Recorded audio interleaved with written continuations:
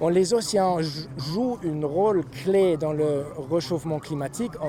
C'est toujours le changement climatique, mais en réalité, c'est le changement des océans. 93% de cette énergie, de la température du chauffement, c'est capté dans les océans.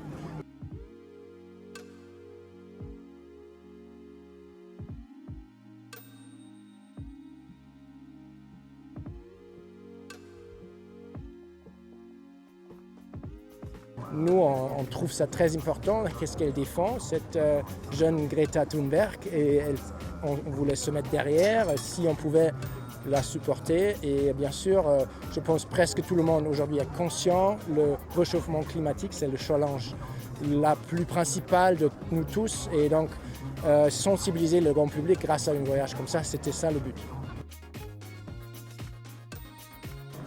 Avec Greta Thunberg à bord, ça s'est passé très bien. Elle est une jeune femme très engagée, très fiable. Elle n'a pas stressé à bord.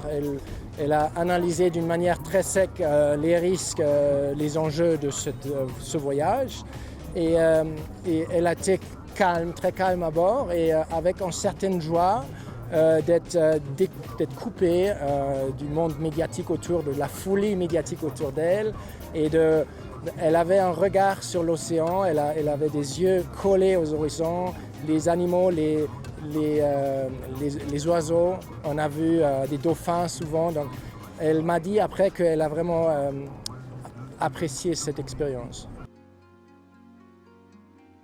Je trouve que les IMOCA avec de telles performances, c'est un symbole de ce qu'on peut faire avec les énergies renouvelables.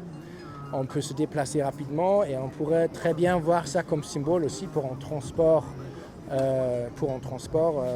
sustainable dans le futur, un transport durable dans le futur, avec par exemple des paquebots, des cargos à voile, pourquoi pas, ou en hybride, mais des cargos qui consomment déjà moins de fuel par exemple.